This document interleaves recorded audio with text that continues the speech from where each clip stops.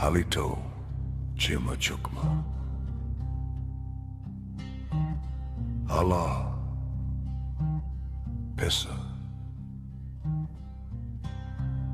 There is a story in Mississippi told hand over mouth whispers across the Choctaw reservation. Choctaw children were sitting near a cave entrance, eating rough cuts of boar jerky, while loudly sipping fresh pressed blueberry juice. Now, the children had always been warned to stay away from this cave.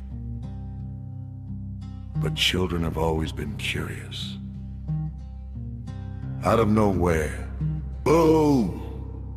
A rabbit darted past and into the cave, and one of the boys chased after it.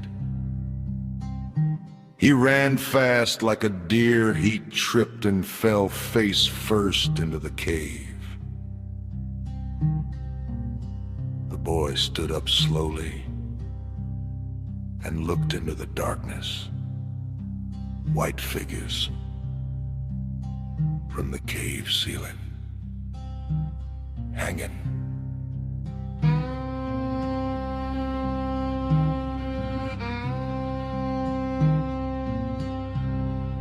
The boy ran home, terrified, and told his father what he had seen. His father whiffed him, because the night before, the Tushka had been playing stickball in Ninah Wiyah when something raced through the sky. Now, they knew where it landed. Tushkas gathered their weapons and entered the cave, ready to kill. A Choctaw boy took a wooden spear through the heart of a vampirette and screamed as if Satan was fallen from heaven, then stabbed her in the heart. Ah! Inside the cave, the creatures woke. What followed was war in a cave. Gunfire echoed against stone walls, claws tore flesh, war screams, war yelps, sounds of a death. Wooden spikes pierced hearts. Blood pooled slowly across sacred Choctaw ground.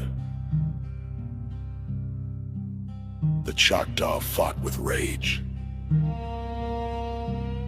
and they killed many of the creatures.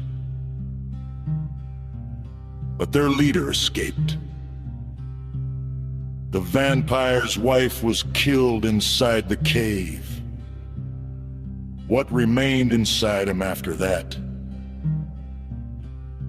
was nothing but rage. The vampire fled west while the sun slowly ate him, and the Choctaw chased him through swamp and pine, all the way into the flatlands of the Delta. The vampire ran by an old black man playing a guitar, singing, "The Choctaw are coming, oh, the Choctaw is coming," as if he was a singing fortune teller at a lonely crossroads. The Choctaw found an old Negro sitting in a rocking chair playing his beautiful guitar under the fading sun. One of the Choctaw riders asked him, "Have you seen a white man?"